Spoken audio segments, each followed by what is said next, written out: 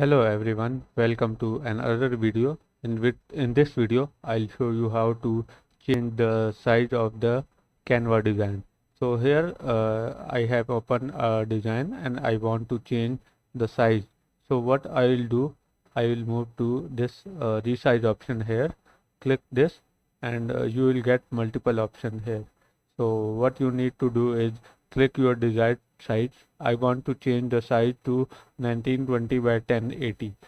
This is a standard size of presentation slide. So I am clicking this, and after clicking your desired size, move to the continue option. Click here, and Canva will preview you the design after you resize.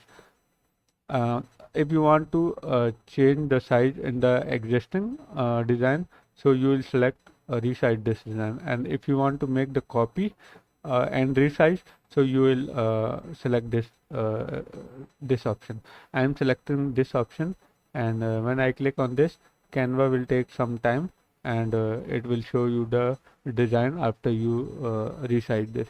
So after resizing, adjust the elements in your design, and you can do this easily in your Canva thing in the Canva tool. So this is how you can change the size of the existing design in Canva. I hope you like this video. Thank you so much.